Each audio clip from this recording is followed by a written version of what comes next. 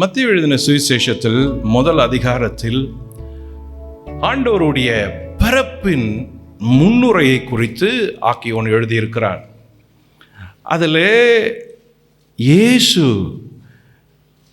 அவர் பிறக்கிற குடும்பம், அந்த குடும்பம் வருகிற சந்ததி, அந்த சந்ததி தொடங்குகிற இடம் எங்கிருந்து, ஆபிரகாமிலிருந்து அதை அப்படியே தலைமுறைகளை படுத்தி இயேசுவின் இடத்தில் கொண்டு வந்து நிறுத்துகிறான். இது முதலாவது அதிகாரம்.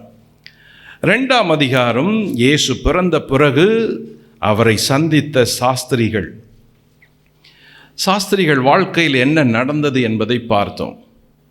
இதையெல்லாம் ஒரு வாரத்தில் பார்த்து முடித்து விட்டோம். ஆனால் மூன்றாம் அதிகாரத்திற்கு வந்த பிறகு அது ஏதோ சிறிய அதிகாரம் என்று நினைத்தேன். ஆனால் அந்த சிறிய அதிகாரத்துக்குள் ஒவ்வொரு வாரமும் பார்த்த செய்திகள் பல மணி நேர செய்திகள். அந்த மூன்றாம் அதிகாரம் ஒரு புதிய தலைவனை அறிமுகப்படுத்துகிறது. மத்தேயு முதல் அதிகாரம் யோசேப்பை அறிமுகப்படுத்துகிறது. மத்தேயு இரண்டாம் அதிகாரம் ஏரோதுவையும் சாஸ்திரிகளையும் அறிமுகப்படுத்துகிறது. மத்தேயு மூன்றாம் அதிகாரம் யோவான் ஸ்நானகனையும் இயேசு கிறிஸ்துவையும் அறிமுகப்படுத்துகிறது. இந்த மூன்றாம் அதிகாரத்தில் இரண்டு நபர்கள் தான் மிக முக்கியமான நபர்கள். அவர்களை படித்துவிட்டு நான்காம் அதிகாரத்திற்கு போயிருக்க வேண்டும். ஆனால் 4 வாரங்களாக போக முடியாமல் இங்கேயே தவிக்கிறோம், மூன்றாம் அதிகாரத்திலேயே. ஏன் மூன்றாம் அதிகாரத்தில் அவ்வளவு செய்திகள் இருக்கிறது என்றால், இந்த மூன்றாம் அதிகாரத்தில் வருகிற அந்த யோவான் ஸ்நானகன் மிகவும் பிரசித்தி பெற்ற வல்லமையான ஒரு தேவனுடைய ஊழியக்காரன். இயேசு கிறிஸ்துவுக்கு பிறகு அப்போஸ்தல நடபடிகளிலே பேதுருவை குறித்து எப்படி படிக்கிறோமோ, பவுலை குறித்து எப்படி படிக்கிறோமோ, யோவானை குறித்து எப்படி படிக்கிறோமோ, அதே போல இயேசு கிறிஸ்துவுக்கு முன்பு இந்த யோவான் ஸ்நானகனை குறித்து படிக்க வேண்டியது இருக்கிறது. ஆகவே இந்த யோவான் ஸ்நானகனுடைய வாழ்க்கையை ஆரம்பத்திலிருந்து நாம் கவனித்தோம். மத்தேயு 3ஆம் அதிகாரத்தை 2 பகுதிகளாக பிரித்தோம். யோவானின் செய்தியும் ஞானஸ்தானமும். ஏன்னா அந்த அதிகாரத்தில் ஞானஸ்தானம் கொடுக்கிற யோவானை குறித்து சொல்லப்பட்டிருக்கிறது. 3ஆம் அதிகாரம் முதல் வசனம் முதல் 12ஆம் வசனம் வரைக்கும் அந்த யோவானை குறித்த செய்திகள். அதற்கு பிறகு இயேசு கிறிஸ்து அவனிடத்தில் வருகிறார். அந்த யோவானும் இயேசு கிறிஸ்துவும் பேசுகிறார்கள். இயேசு ஞானஸ்தானம் எடுக்கிறார். ஆக இந்த அதிகாரத்தின் 2ஆம் பகுதி 13ஆம் வசனம் முதல் 17ஆம் வசனம் வரைக்கும் இயேசுவின் ஞானஸ்தானமும் செய்தியும். இந்த தலைப்புகளில் தான் கடந்த வாரங்களில் செய்திகளை பார்த்தோம். யோவான் ஸ்நானகனை குறித்து ஏதோ இந்த மத்தேயு 3ஆம் அதிகாரம் மட்டும் செய்திகளை கூறவில்லை. இதை மிக முக்கியமாக நாம் கவனத்தில் வைத்தால் மத்தேயுவின் சுவிசேஷம், மார்க்குவின் சுவிசேஷம், லூக்காவின் சுவிசேஷம், யோவானின் சுவிசேஷம், அப்போஸ்தல நடபடிகள், இந்த 5 இடங்களிலும் யோவான் ஸ்நானகனை குறித்து செய்திகள் சொல்லப்பட்டிருக்கிறது. அதிலும் ஒவ்வொரு புத்தகத்திலும் முதல் அறிமுகமாக இயேசு ஞானஸ்தானம் எடுப்பதற்கு வரும்போது யோவான் ஸ்நானகனை குறித்து வேதம் சொல்லுகிறது. இயேசு ஞானஸ்தானம் எடுத்துவிட்டு சென்ற பிறகு யோவான் ஸ்நானகனை குறித்த செய்திகள் இல்லை. ஆனால் இந்த யோவான் ஸ்நானகனை குறித்த செய்திகளை இயேசு பேச ஆரம்பிக்கிறார். இயேசு ஞானஸ்தானம் பெற்ற பிறகு யோவான் சிறைச்சாலையில் இருக்கிறான். அவன் சிறைச்சாலையில் இருந்ததினாலே இயேசுவை சந்திக்க முடியவில்லை. இயேசு ஞானஸ்தானம் எடுத்த பிறகு யோவானும் இயேசு கிறிஸ்துவும் சந்தித்து கொண்டதாய் வேதத்தில் வாசிக்கவில்லை. ஆனால் யோவான் ஸ்நானகன் சிறையில் இருந்து தமது ஆட்களை அனுப்பி விசாரிக்கிறான். நீர்தானா அது? நான் காத்திருக்க வேண்டுமா, அல்லது என் வாழ்க்கையை முடிவதற்கு நான் என்னையே அனுமதித்து விடலாமா என்ற கடைசி செய்தியை தனது சீடர்கள் மூலம் யோவான் இயேசுவுக்கு அனுப்புகிறான். இந்த செய்திகள் தான் இடையிடையே இருக்கிறது. யோவானை குறித்து இயேசு பலவிதமான செய்திகளை இங்கும் அங்குமாய் பேசியிருக்கிறார். அதை 4 சுவிசேஷர்களும் பதிவிட்டு இருக்கிறார்கள். யோவான் ஸ்நானகனுடைய வாழ்க்கையை 4 பகுதிகளாக பிரிக்கலாம். அப்படிதான் பிரித்தோம். 1, யோவானின் பெற்றோர். 2, யோவானின் பிறப்பு. 3, யோவானின் ஊழியம். 4, யோவானின் மரணம். இது அவன் வாழ்க்கையை 4 பகுதிகளாக பிரிக்கக்கூடியது. ஆனால் யோவானின் ஊழியத்தை இதே போல 4 பகுதிகளாய் பிரிக்க முடியும். 1, யோவான் சாட்சி கொடுத்தான். அது பெரிய ஊழியம். யோவான் செய்த ஊழியங்களிலே இயேசுவை குறித்த சாட்சி இருக்கிறது. அவன் அதை மிக பிரதானமாய் ஆரம்பத்திலிருந்தே செய்து கொண்டிருக்கிறான். இயேசு வருவதற்கு முன்பே யோவான் இயேசு வரப்போகிறார் என்ற செய்தியை சாட்சியாகவே சொல்லிக் கொண்டிருந்தான். 2, யோவான் ஞானஸ்நானம் கொடுத்தான். புதிய ஏற்பாட்டிலே முதல் முறையாக ஞானஸ்நானம் என்ற ஒன்று யோவானால் அறிமுகப்படுத்தப்படுகிறது. இதுவரைக்கும் பழைய ஏற்பாட்டிலே வெளிப்படையான அப்படி ஒரு காரியம் நடக்கவில்லை. சுத்திகரிப்புக்காக தண்ணீர் தெளிக்கப்பட்டது உண்டு, சுத்திகரிப்புக்காக தண்ணீரை பயன்படுத்தியது உண்டு. ஆசாரியர்களும் லேவியர்களும் தங்களை சுத்திகரித்துக் கொள்ள தண்ணீரை பயன்படுத்தினார்கள். ஆசாரியர்களும் லேவியர்களும் பாவ மன்னிப்புக்காக ரத்தம் சிந்தப்பட்டதை அந்த ரத்தத்தை எடுத்து தெளித்தார்கள் ஜனங்களின் பாவத்தை போக்க. ஆனால் யாரும் தண்ணீரில முழுக வைத்து அர்த்தத்தோடு ஒரு காரியத்தை பழைய ஏற்பாட்டிலே செய்யவில்லை. யாருமே செய்யாத ஒன்றை யோவான் ஸ்நானகன் செய்கிறான். காரணம், இந்த 400 வருஷ இடைவெளியில் கூட இப்படிப்பட்ட சம்பவமோ செய்தியோ மனுஷனோ இருந்ததில்லை இதை செய்வதற்கு. ஆகவேதான் அது அமைதி காலம் என்று சொல்லப்படுகிறது. மல்கியா புத்தகத்தின் முடிவுக்கும் மத்தேயு புத்தகத்தின் முன்புக்கும் 400 வருஷ இடைவெளியிலே ஒரு தீர்க்கதரிசியும் கிடையாது. ஒரு பெரிய வெளிப்பாடு உள்ள ஆச்சரியங்கள் அற்புதங்கள் கிடையாது. தேவன் அமைதியா இருந்தார். எல்லாம் அமைதியா இருக்கிறது. ஆனால் தேவனை பற்றிய செய்திகள் பழைய ஏற்பாட்டு தீர்க்கதரிசி கூறினார்களே, அது எப்பொழுது நிறைவேறும் என்றுதான் எல்லாரும் அவளோடு காத்து கொண்டிருந்தார்கள். அந்த பழைய ஏற்பாட்டு தீர்க்கர்கள் சொன்ன செய்திகளை, நிறைவேற வேண்டிய செய்திகளை, வரப்போகிற செய்திகளை எல்லாரும் எதிர்பார்த்து காத்து கொண்டிருந்தார்கள். வருஷங்கள் கடந்து ஓடியது. கடைசியில் அது வந்துவிட்டது. பழைய ஏற்பாட்டு தீர்க்கனாகிய மல்கியா தீர்க்கன், கடைசி தீர்க்கன், அந்த ஆவிக்குரிய தீர்க்கன் சொன்ன செய்தி, ஒருவர் வருவார், அவர் எலியாவை போன்றிருப்பார், எலியாவின் ஆவியை பெற்றிருப்பார், அவர் இருதயத்தை திருப்புகிறவனாயிருப்பான், பெற்றோருடைய இருதயத்தை பிள்ளைகளிடத்திலும் பிள்ளைகளுடைய இருதயத்தை பெற்றோருக்கும் திருப்புவான், தகப்பனுடைய இருதயத்தை பிள்ளைகளுக்கும் பிள்ளைகளுடைய இருதயத்தை திருப்புகிறவன் வருவான். அவன் வந்தான். ஆனால் பழைய ஏற்பாட்டு முறைமையின்படி செய்யாமல், பழைய ஏற்பாட்டு ஆசாரியனை போல செய்யாமல், பழைய ஏற்பாட்டு லேவியனை போல அவன் ஊழியம் செய்யாமல் ஒரு புது ஊழியத்தை யோவான் ஸ்தாபிக்கிறான். அந்த புது ஊழியம் எப்படி செய்யப்படுகிறது என்றால், ஒரு மனுஷன் மனம் திரும்பி வந்தால் அவனுக்கு ஞானஸ்தானம் என்ற ஒன்றை யோவான் அறிமுகப்படுத்துகிறான். இது மிக முக்கியமான ஊழியம். அவர்கள் பரம்பரையிலே செய்யாத ஊழியம். அவர்கள் தகப்பனார் ஒரு ஆசாரியன், தேவாலயத்தில் இருந்த முக்கிய ஆசாரியன்.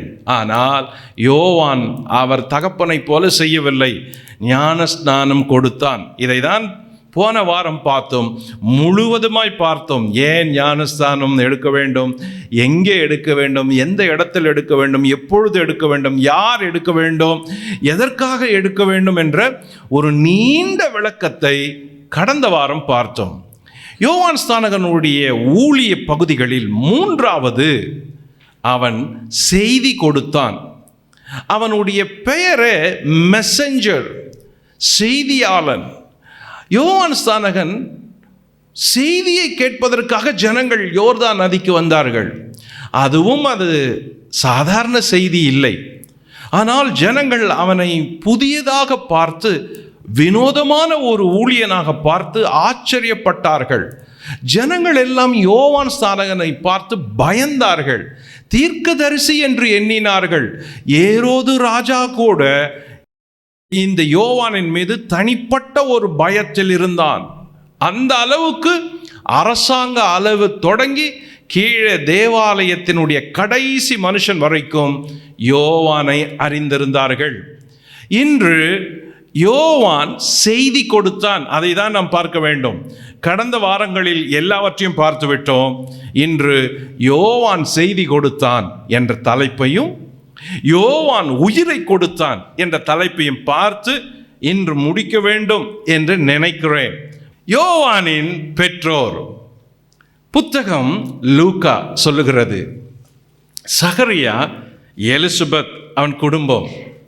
2, சகரியாவின் ஊழியம். அவங்க அப்பா ஒரு ஊழியக்கார குடும்பம், ஆசாரிய குடும்பம். 3, சகரியாவுக்கு காபிரியேல் தூதன் தரிசனம் ஆகிறான்.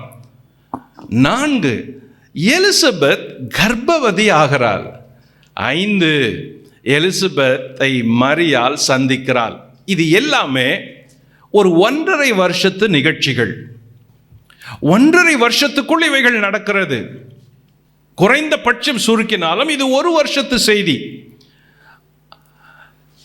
எலிசபெத் கர்ப்பமான பிறகு அந்த எலிசபெத்தை பார்ப்பதற்கு மரியாள் மேலே கலிலேயாவிலிருந்து யூதேயாவுக்கு வந்தாள்.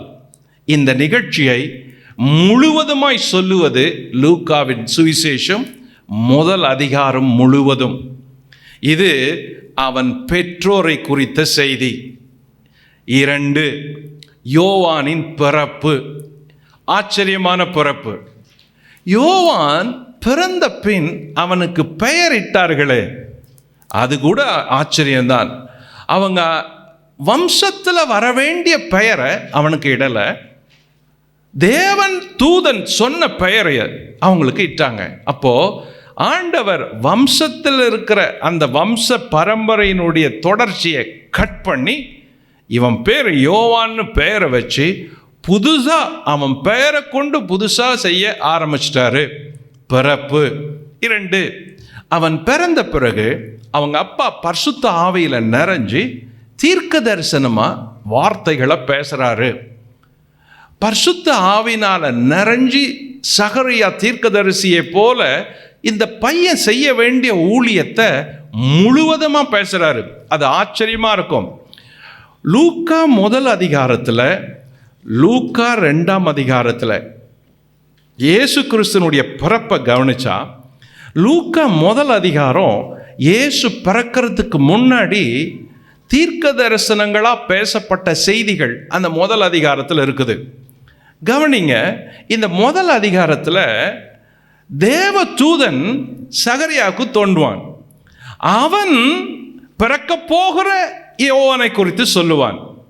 2, எலிசபெத் கர்ப்பவதியான பிறகு மரியாள் அவளை வந்து சந்தித்த பொழுது இந்த 2 ஸ்திரீகளும் பரிசுத்த ஆவியில் நிரம்பி பிறக்க போகிற அந்த யோவானை குறித்தும் பிறக்க போகிற இயேசுவை குறித்தும் பரிசுத்த ஆவியினாலே தீர்க்க தரிசனமாய் பேசுகிறார்கள், முன்னுரைக்கிறார்கள்.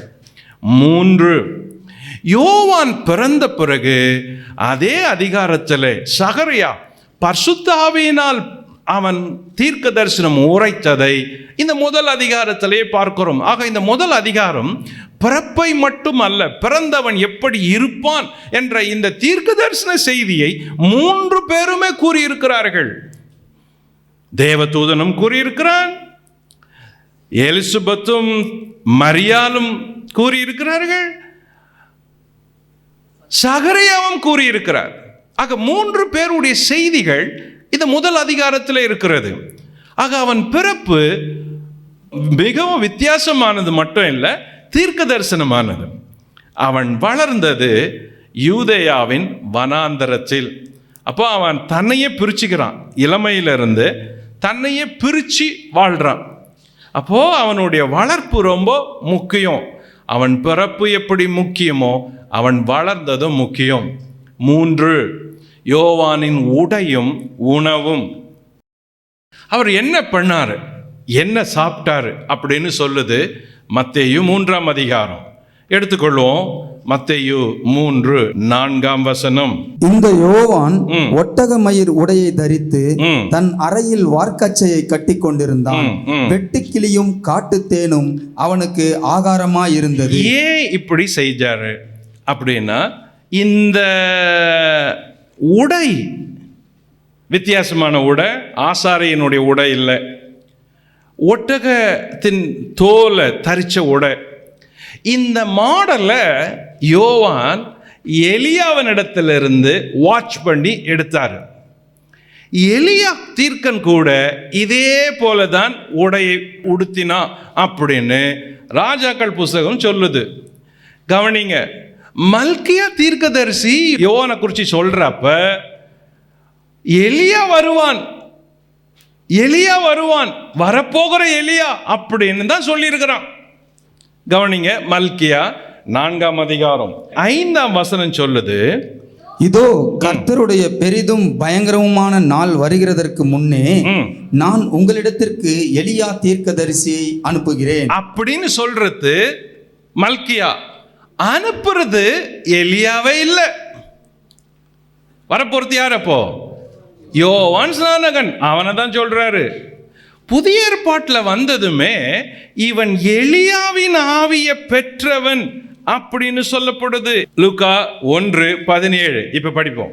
பிதாக்களுடைய இருதயங்களை பிள்ளைகளிடத்திற்கும் கீழ்ப்படியாதவர்களை நீதிமான்களுடைய ஞானத்திற்கும் திருப்பி உத்தமமான ஜனத்தை கர்த்தருக்கு ஆயத்தப்படுத்தும்படியாக அவன் எலியாவின் ஆவியும் பலமும் உடையவனாய் அவருக்கு முன்னே நடப்பான் என்றான். யார சுருத்தி சொல்லுது? யோவான். கவனிங்க, தேவதூதன் சொல்றான், சகரியாக்கு சொல்றான். 13. தேவதூதன் அவனை நோக்கி, சகரியாவே பயப்படாதே, உன் வேண்டுதல் கேட்கப்பட்டது. உன் மனைவியாக எலிசபெத் உனக்கு ஒரு குமாரனை பெறுவாள், அவனுக்கு யோவான் என்று பெயரிடுவாயாக. 16. அவன் இஸ்ரவேலின் சந்ததியாரில் அநேகரை அவர்கள் தேவனாகிய கர்த்தரிடத்தில் திருப்புவான். திருப்புற ஊழியம். ஓகே.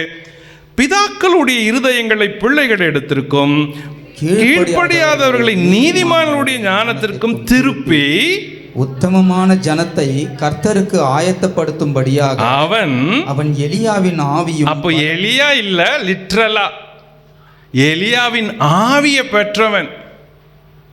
அப்போ மல்கியா 4ஆம் அதிகாரம் 5ஆம் வசனம் பக்கத்துல நம்ம என்னன்னு குறிக்கணும்? லூக்கா 1:17 குறிக்கணும்.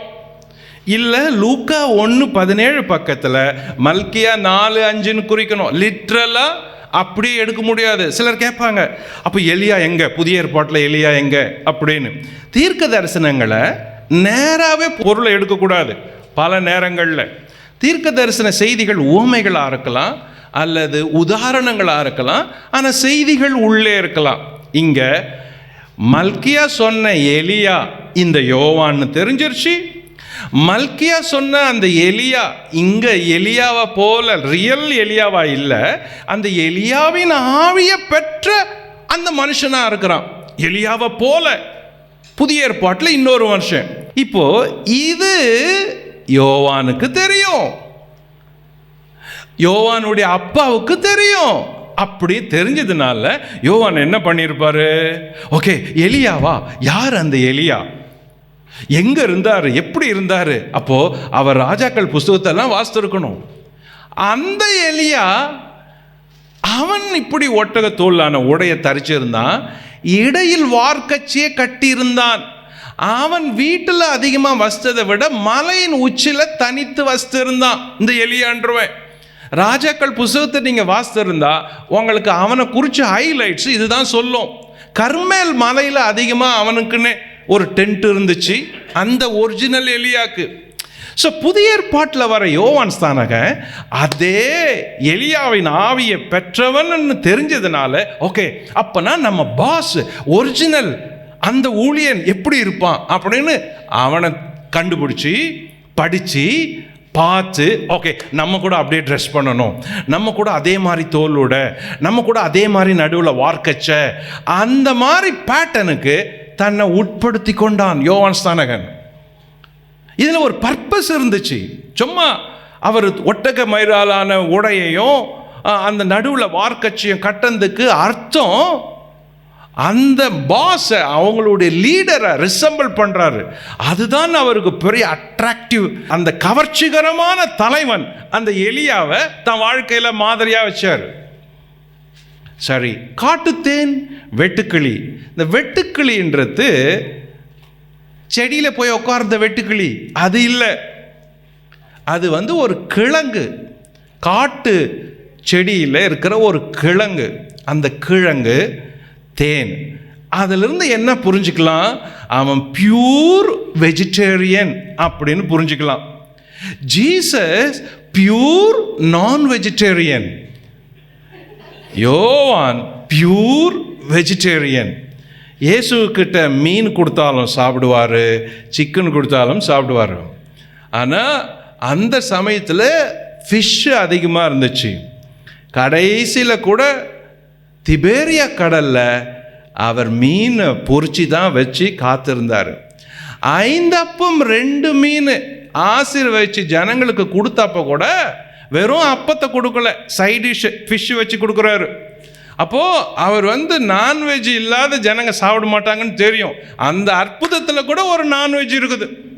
சிலர் இருப்பாங்க பாருங்க, கறி இல்லாத வாழவே முடியாத பிரதர் அப்படின்னு இருக்கிறவங்க சிலர் உண்டு. சிலர் அதுக்காகவே கறி கடையில் கடன் வச்சவங்க கூட, கறி கடையில் அக்கௌண்ட் வச்சவங்க கூட இருப்பாங்க. அதனால தான் இயேசு சொன்னார், யோவான் புசிக்காதவனா வந்தான், அவனை பேய் பிடிச்சுக்கோன்னு. மனுஷகுமாரன் புசிக்கிறவரார வந்தார். அப்போ ஆண்டவர் எல்லார் வீட்லேயும் பந்தி இருந்து சாப்பிட்டாரு. இப்போ யோவான் பியூர் வெஜிடேரியன். தான் உடையில், தான் உணவில், தான் இடத்துல அவர் எல்லாத்தையும் தனக்காக மட்டும் இல்லை தேவனுக்காகவும் மாற்றிக்கொண்டார். ஆண்டவராகிய இயேசுவின் நாமத்தில் உங்கள் ஒவ்வொருவருக்கும் என் அன்பின் வாழ்த்துக்கள். புதிய ஏற்பாட்டில் மத்தேயு எழுதின சுவிசேஷ புத்தகத்தை தொடர்ந்து படித்து வருகிறோம். அதிலும் மத்தேயு 3ஆம் அதிகாரத்தின் செய்திகள் பல வாரங்களாக நம்முடைய பாடப்பகுதியாக இருந்து வருகிறது. இந்த ஆழமான செய்திகள் நம்முடைய வாழ்க்கைக்கு, ஆவிக்குரிய ஜீவியத்திற்கு, ஊழியத்திற்கு நமக்கு பெரிதும் உதவக்கூடியவைகளாய் இருந்து வருகின்றன. மத்தேயு தன்னுடைய செய்தியில் எழுதும் பொழுது யோவான் ஸ்நானகனை பற்றி சுருக்கமாய் எழுதியிருந்தாலும் விளக்கமான ஆழமான சத்தியங்களை நாம் புரிந்து கொள்ளக்கூடியவைகளாய் இந்த 3ஆம் அதிகாரத்தில் யோவான் ஸ்நானகன் தன்னுடைய வாழ்க்கையை ஆண்டவருக்கு எப்படி அர்ப்பணித்து வாழ்ந்தார் என்பதை பார்த்தால் நமக்கே ஆச்சரியமாயிருக்கிறது. அவர் தன்னுடைய வாழ்க்கையை முழுவதுமாய் ஆண்டவருக்கு விற்று போட்டார். அவர் ஆடையில் கூட ஒரு மாற்றம் இருந்தது. ஒட்டக மயிராலான ஆடையை தரித்திருந்தார். இது அவர் உலகத்தை வெறுத்து ஆண்டவரை நேசித்ததற்கு அடையாளம். தன்னை மாற்றிக்கொண்டார், கர்த்தருக்காக, ஊழியத்திற்காக மாற்றிக்கொண்டார். அதே போல உணவில் கூட ஒரு மாற்றம் இருந்தது. அவர் கிழங்கு வகை உணவை, அதாவது சைவ உணவை உண்டார். தன் வாழ்நாளெல்லாம் பரிசுத்தமாய் வாழும்படிக்கு அவர் தன்னையே வெறுத்து ஆண்டவருக்கு அர்ப்பணித்து வாழ்ந்தார். இதுதான் விசுவாசிகளாகிய நாம் கூட ஆண்டவருக்காக வாழும் வாழ்க்கையின் ஒரு முன்மாதிரியான அடையாளம். ஒருவேளை யோவான் ஸ்நானகனை போல நம் ஒட்டக மயிராலான ஆடையை அணிய முடியாது, கிழங்கு வகை உணவை எப்பொழுதும் உண்டு வாழ முடியாது. ஆனால் இவை சுய வெறுப்புக்கு ஒரு அடையாளமாய் இருந்தன. அதாவது கிறிஸ்துவை நேசிக்கிற ஒவ்வொருவரும் சுயத்தை வெறுக்க வேண்டும். அந்த வெறுப்பிற்கு அடையாளமாக நம் முன்மாதிரி காரியங்களை காட்ட வேண்டும். ஒருவன் தன்னைத்தான் வெறுத்து தன் சிலுவையை சுமந்து என் பின்னே வராதவன் எனக்கு சீஷனாய் இருக்க மாட்டான் என்று ஆண்டவர் நமக்கு சொல்லிவிட்டு போனார். ஆம், எனக்கு அன்பானவர்களே, ஒருவேளை நீங்கள் வாலிப பிள்ளைகளாய் இருக்கலாம், வாலிப வயதில் ரட்சிக்கப்பட்டிருக்கலாம், ஞானஸ்தானம் கூட எடுத்திருக்கலாம், பரிசுத்தாவின் அபிஷேகத்தை பெற்றிருக்கலாம், ஊழியத்திற்கு கூட ஒப்பு கொடுத்து ஊழியம் செய்யலாம். ஒரு காரியம், நாம் உலகத்தை வெறுத்ததற்கான அடையாளம் இருக்க வேண்டும். சுயத்தை வெறுத்ததற்கான அடையாளம் இருக்க வேண்டும். சுய வெறுப்பு என்பது கிறிஸ்தவ வாழ்க்கையில மிக முக்கியமானது. சிலுவை சுமப்பது என்பது நாம் உலகத்தை வெறுத்து ஆண்டவருக்கு பின் செல்கிறோம் என்பதற்கு அடையாளம். எனக்கு அன்பானவர்களே, இந்த சத்தியங்கள் நம்மை சுய வெறுப்புக்கு நடத்தி கிறிஸ்துவுக்கு நேராய் ஒப்பு கொடுக்கும்படி வைக்கின்றன. ஒருவேளை நீங்கள் சொல்லலாம், இது நவநாகரிகமான உலகம், ஏன் உலகத்தை வெறுத்த ஒரு முனிவனை போல வாழ வேண்டும்? ஆண்டவர் எனக்கு எல்லாவற்றையும் அனுபவிக்க அதிகாரம் கொடுத்திருக்கிறார், ஏன் நாம் அனுபவிக்க கூடாது என்று சொல்லலாம். சில பிரசங்கிகள் கூட அப்படி பிரசங்கிக்கிறார்கள் அல்லவா? ஆனால் ஒரு காரியம், இயேசுவுக்கு வழியை ஆயத்தப்படுத்தின யோவான் ஸ்நானகன் வாழ்ந்த வாழ்க்கையை பாருங்கள்.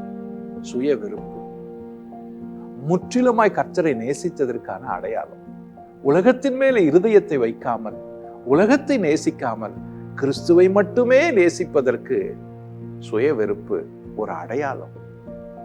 ஆகவே ஆண்டவருக்காக சில காரியங்களை வெறுத்து ஒதுக்கி தள்ளுங்கள். அது உங்களுக்கு நல்லதா இருக்கலாம், சந்தோஷமா இருக்கலாம், அலங்காரமா இருக்கலாம். அது ஆண்டவரை நேசிப்பதற்கு தடையா இருந்தால் அதை வெறுத்து ஒதுக்கி தள்ள வேண்டும்.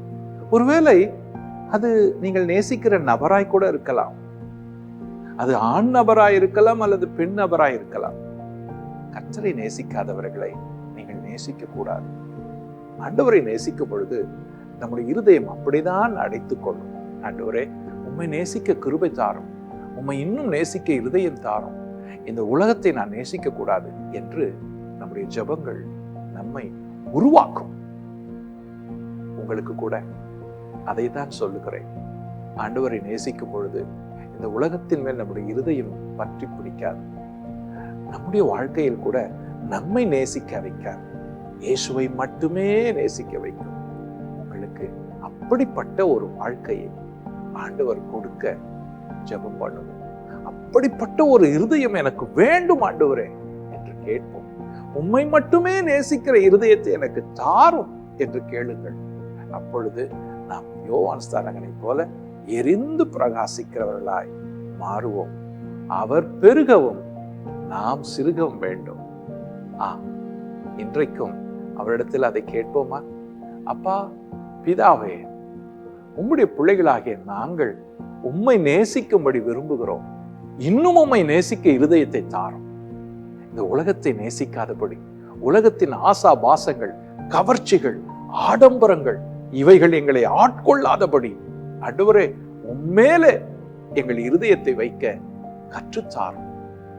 உம்மை மட்டுமே பின்பற்ற பலன் தாரும். எங்கள் இருதயம் எப்பொழுதும் உமக்காகவே அடித்துக் கொள்ளட்டும்பா. கிறிஸ்துவுக்காக அவர் சிலுவையை சுமந்து அவர் பின்னே போக எங்களுக்கு உதவி செய்யும். என்னோடு கூட சேர்ந்து ஜெபிக்கிற உம்முடைய பிள்ளைகள், உம்முடைய விசுவாசிகள், உம்முடைய ஊழியக்காரர்கள் எல்லாருக்கும் அப்படிப்பட்ட ஒரு இருதயத்தை தந்து அவளை ஆசீர்வதிக்கும்படி உம்முடைய அடியானாகிய நான் ஜெபிக்கிறேன். ஆண்டவரே, அவளை வாழ வையும், பலப்படுத்தும், கிறிஸ்துவுக்காக எடுத்து நிறுத்தும், பயன்படுத்தும். யோவான் ஸ்நானகனை போல எரிந்து பிரகாசித்த விளக்கு போல இவர்கள் ஒவ்வொருவரும் உமக்காக எரிந்து பிரகாசிக்கட்டும். இதை உம்முடைய பாதங்களை தொட்டு கேட்கிறோம். பதில் தந்து ஆசீர்வதியும். இயேசுவின் நாமத்தில் கேட்கிறோம் பிதாவே. ஆமென், ஆமென், ஆமென். எனக்கு அன்பானவர்களே, கிறிஸ்துவின் சிலுவையை சுமந்து அவருக்காக வாழுவதும் அவர் பின்னே செல்லுவதும் பேரின்பம். அப்படிப்பட்ட ஒரு வாழ்க்கையை தெரிந்தெடுத்து ஆண்டவருக்காக வாழுங்கள். உங்களை அர்ப்பணியுங்கள், மனப்பூர்வமாய் அர்ப்பணியுங்கள். தீர்க்காயுசை ஆண்டவர் உங்களுக்கு கொடுத்து ஆண்டவருக்காக வாழும்படி ஆண்டவர் உங்களை எழுப்புவார். ஆகவே தொடர்ந்து கர்த்தருக்காக வாழுங்கள். அவர் சிலுவையை சுமந்து அவர் பின்னே செல்லுங்கள். இந்த செய்தியை கேட்பதற்காக உங்களை பாராட்டுகிறேன். இப்படி பிரயாசப்பட்டு உங்களுக்கு செய்திகளை சொல்லுவதிலே அதிக மகிழ்ச்சி அடைகிறேன். நாங்களும் என்னோடு கூட ஊழியத்தில் இருப்பவர்களும் இந்த செய்திகளை உங்களுக்கு வழங்குவதில் கடினமாய் உழைத்து இரவும் பகலும் பாராமல் இந்த செய்திகளை உங்களுக்கு அளிக்க உதவி செய்கிறார்கள். தொடர்ந்து இந்த செய்திகளை கேட்டு நீங்கள் இயேசுவுக்குள்ளாய் வளர்ந்து பெருகவும் வாழவும் ஆண்டவருக்காக உழைக்கவும் நீங்கள் பயன்படுவீர்கள் என்று கிறிஸ்துவுக்குள் விசுவாசிக்கிறேன். இந்த ஊழியத்தின் மூலம் நீங்கள் ஆசீர்வதிக்கப்பட்டவர்களானால் இந்த ஊழியத்துக்காக ஜெபம் பண்ணுங்கள். உங்கள் பொருளாதார காணிக்கைகளாலே தாங்குங்கள். இன்னும் அநேகருக்கு ஊழியம் செய்ய எங்களுக்கு உதவியா இருக்கும். தொடர்ந்து இந்த செய்திகளை கேளுங்கள். கர்த்தர் உங்களோடு கூட பேசுவார். God bless you. My God is powerful God. என் தேவனுக்கு முன்னால விக்கிரகமோ செய்வினையோ மாந்திரமோ மாந்திரிகமோ எதுவுமே நிக்காது. என் தேவன் வல்லவர்.